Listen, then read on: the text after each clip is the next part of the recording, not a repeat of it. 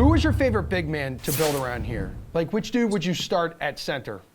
So, of course, we had a big night last night, of course, with Jokic, of course, a guy you have to always consider rostering every single night. But then tonight, it looks a lot cheaper. Of course, you don't have those studs at center going. There are two guys that jump out to me, though. One that can save you a little bit more money, one that's on the higher end, at least of the guys that are available tonight. Nikola Vucevic, I think, is a guy you have to consider with Robert Williams not available for the Celtics in the short term. As much as the Celtics are an elite defensive team, any big man right now that's playing, you don't have time or there to stop him at the rim. And I know that Vucevic can stretch the floor a little bit. And Horford is adept to handling guys like that. Same goes for Grant Williams, but still he's a presence at the rim too, and I think that's going to be tough for them to combat. And then Clint Capela is the guy who I like a little bit more, 6.3K going up against the Wizards. This is the highest total on DraftKings Sportsbook for the night. The Wizards have hit the over, sixth most of any team this season. The overs they hit the over in their last 4 games too. Wizards are also 25th in defensive rating, and then when you look at Capela, he's provided 5 times value or better in on this price tag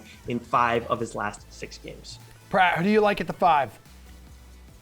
I'll be a little bit more blunt than Nick. This is a really ugly slate for centers. The most expensive option is Kristaps Porzingis at 8,400, and I just don't think it's worth paying up for him or Rudy Gobert. Nikola Vucevic, I consider, as Nick was saying, the Celtics don't have Robert Williams, although it is the Daniel Tice revenge game against Chicago. So take that as you will. But instead, I look at a few value options so you can pay up for another position with legit studs. Dwight Powell immediately jumps out to me at 4,700. He's checking all the boxes as a sub 5K option. He's seen an expanded usage rate over his last 3 games, is playing at least 20 minutes per game with potential to go over 30.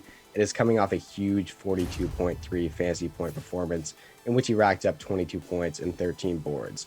Isaiah Hartenstein is another cheap option I like, who's a little bit more expensive at 5,400. He scored 28 plus fantasy points in 6 of his last 8 games, establishing himself as a key rotational player for the Clippers as they gear up for a postseason run.